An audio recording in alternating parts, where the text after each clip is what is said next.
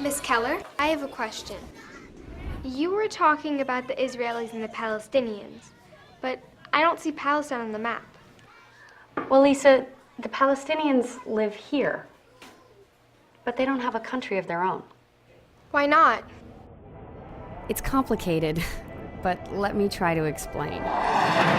Both peoples wanted a country in a place they call the Holy Land. After World War II, Western powers divided it between them, but Arab nations said no. Over the years, wars were fought with the new country of Israel, and Israel won, taking control of Palestinian land. There hasn't been peace since. Now 1.5 million Palestinians live in Gaza, packed into this tiny strip of land. And more are refugees in other countries or live here, in East Jerusalem and the West Bank. But Israeli governments have covered this Palestinian land with new Jewish towns called settlements. Settlers are just 1/10 of the population, but they've taken over most of the land. The settlements are like colonies, built to control as much land and water as possible. They're illegal under international law, but no one stops them. Some settlements have a lot of guns, but this is not the Wild West. They have malls, factories, and swimming pools. They get 3 times as much water as Palestinian villages, which have to deal with shortages and settlement sewage. The settlements are connected by a maze of roads, some only Israelis can use, while Palestinians can spend hours every day passing through military checkpoints just to get to school or work or even the hospital. Some Palestinians have never been able to visit relatives who live just miles away. Israel has also built a huge security wall that's taken over even more land.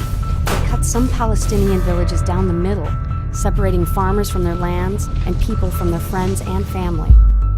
So the real map looks like this, with the wall, roads, and over 200 settlements squeezing Palestinians into small pockets. You see, Lisa, today there still really isn't a place that Palestinians can call their own.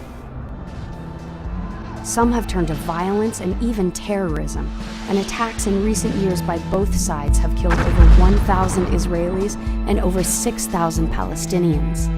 But why? Well, Lisa, many people are afraid.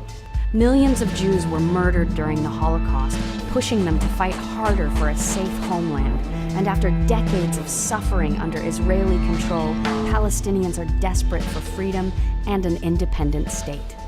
It's a sad story, but there is hope. Most Israelis and Palestinians agree on 2 states for 2 peoples. So does President Obama. It is time for these settlements to stop. The only resolution is through 2 states, where Israelis and Palestinians each live in peace and security. But powerful extremists in the Middle East and Washington are doing all they can to destroy this chance for change. Only an unprecedented global movement can put an end to decades of violence and injustice. The time is now. Join the campaign for peace at Avaaz.org.